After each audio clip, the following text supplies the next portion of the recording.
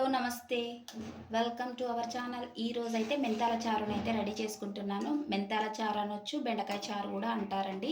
ఎంతో టేస్టీగా, నోరు బాగాలేనప్పుడు చేసుకోవచ్చండి. టేస్టీగా ఉంటుంది, నోటికి రుచిగా, పుల్ల పుల్లగా, తీయ తీయగా చాలా బాగుంటుంది. ఈ చారు ఒకసారి ట్రై చేసి చూడండి.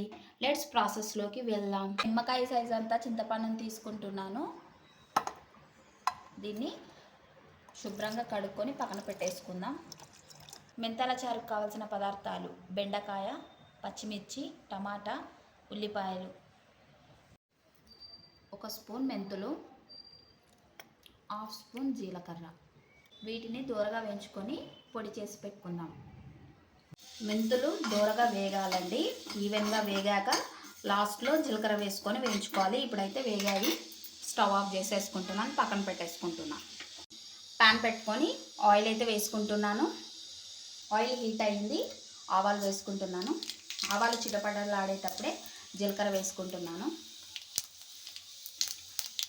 ఇవి చిటపటలాడేటప్పుడే కొన్ని మెంతులు వేసుకుంటున్నాను, చిటికెడు.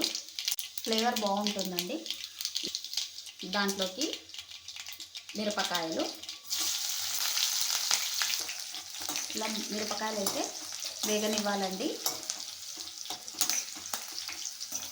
ఈ స్టేజ్లోనే కొద్దిగా కరివేపాకు వేసుకోవాలి. ఇక్కడ నా దగ్గర లేదండి, మీరైతే వేసుకోండి. ఉల్లిపాయలు వేసుకుంటున్నాను.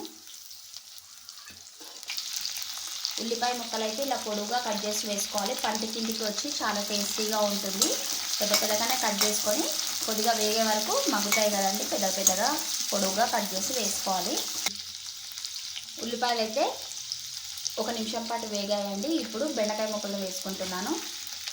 ఇలా బెండకాయలు అయితే నూనెలో మగ్గనివ్వాలండి, లేదంటే చిగురు వస్తుంది. ఇలా నూనెలో మగ్గాక కొద్దిగా దీంట్లోకి పసుపు వేసుకుందాం. 1/2 టీ స్పూన్ పసుపు.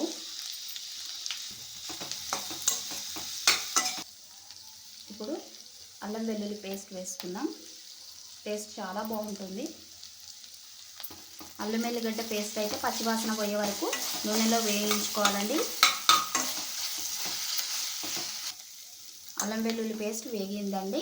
ఇప్పుడు ఒక టమాటా కోసుకున్నాను, ఇది వేసుకోవాలి.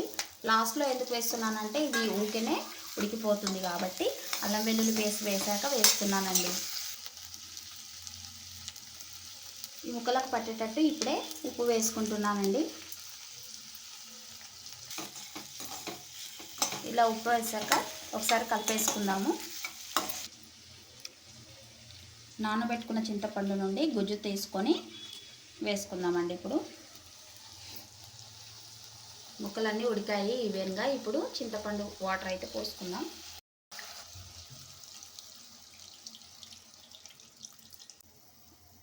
చింతపండు వాటర్ పోసాం కదండి, మనకు సరిపడేంత చారుకి వాటర్ పోసుకొని మరగనివ్వాలి. చింతపండు గుజ్జు వేసాం కదండి, ఇది మరిగే వరకు వాటర్ లిడ్ పెట్టేసుకుందాం. ఒక 5 మినిట్స్ పాటు మరగనివ్వాలి.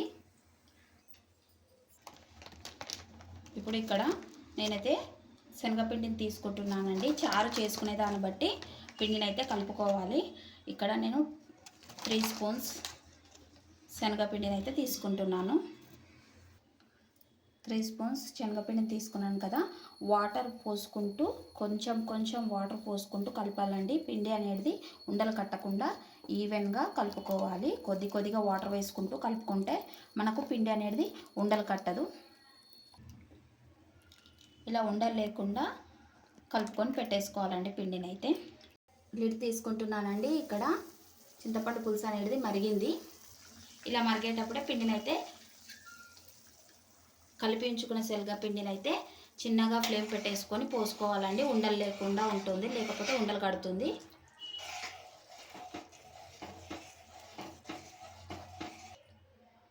ఇలా ఉండలు లేకుండా కలిపి పోసుకున్నాక దాంట్లోనే కొన్ని వాటర్ వేసేసుకొని పోసుకుంటున్నానండి.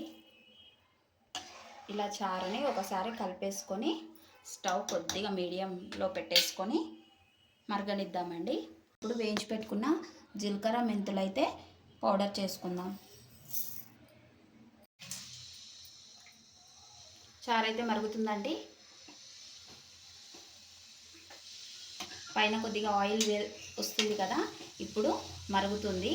ఇంకొంచెం మరగాలి. ఇప్పుడు ఈ స్టేజ్లో మనము దీంట్లోకి కొద్దిగా బెల్లాన్ని వేసుకుంటున్నాను. బాగుంటుందండి టేస్ట్, పులుపును విరగ్గొడుతుంది, అందుకని బెల్లాన్ని అయితే వేసుకుంటున్నాను. చక్కెర కూడా వేసుకోవచ్చు, టేస్ట్ ఎన్హాన్స్ చేస్తుంది ఇలా బెల్లం వేస్తే. దీంట్లోకి జీలకర్ర మెంతుల పౌడర్ని కూడా వేసుకుందామండి. ఈ పౌడర్ వేసుకోవడం వల్ల టేస్ట్ చాలా బాగుంటుందండి, అలాగే ఫ్లేవర్ కూడా చాలా బాగుంటుంది. ఒకసారి ట్రై చేసి చూడండి. ఇలా వేసుకొని ఒకసారి కలిపేసుకుందామండి పౌడర్ వేసాక. ఇప్పుడు బెల్లం వేసాం కదా, పౌడర్ వేసాము, మరి ఒక మరగాలి. అప్పటి వరకు లిడ్ పెట్టేసుకుందాం. ఓకే అండి, 5 మినిట్స్ అయ్యింది, మరుగుతుంది, తీసుకుంటున్నాను. వావ్, ఫ్లేవర్ చాలా బాగా వస్తుందండి. ఇలా పిండి చారు అనేది, మెంతాల చారు అనేది చక్కగా మరగాలండి, మరిగితేనే టేస్ట్ ఉంటుంది. ఇలా కన్సిస్టెన్సీ రావాలి. ఇప్పుడు మరిగినట్టండి. మనం బెల్లము జీలకర్ర మెంతుల పౌడర్ వేసుకున్నాం కదా, దాని తర్వాత ఒక 5 మినిట్స్ పాటు సన్న మంట మీద ఉడకబెట్టుకోవాలి. ఇలా చక్కగా మరిగింది. ఈ స్టేజ్లోనే మనకు రుచికి తగినంత ఉప్పు ఉందో లేదో చూసుకోండి. నేనైతే ముక్కలకే వేసుకున్నాను, తర్వాత కొద్దిగా పడుతుందేమో అని డౌట్ వచ్చేసి చూసుకుంటున్నాను. ఇప్పుడు రుచి చూసుకున్నానండి, కొద్దిగా సాల్ట్ పడుతుంది, వేసుకుంటున్నాను. ఈ స్టేజ్లోనే రుచి చూసుకోవాలి ఉప్పు పడుతుందో లేదో. ఇలా ఈ చారు అనేది ఒక 20 మినిట్స్ పాటు చిన్న మంటలో చక్కగా మరగాలండి పిండి పోసాక. అలా అయితేనే టేస్ట్ వస్తుంది. పైన ఆయిల్ కూడా తేలాలండి. ఇలా తేలితేనే ఉడికినట్టు అని అర్థం, పిండి అనేది పర్ఫెక్ట్గా ఉడికిందని అర్థం. ఇప్పుడు దీంట్లోకి కొత్తిమీర వేసేసుకొని స్టవ్ ఆఫ్ చేసేసుకుందామండి. ఇంతేనండి, బెండకాయ చారు, మెంతాల చారు రెడీ. ఒకసారి ఇలా ట్రై చేసి చూడండి, మీకే తెలుస్తుంది, ఎంతో టేస్టీగా ఉంటుంది.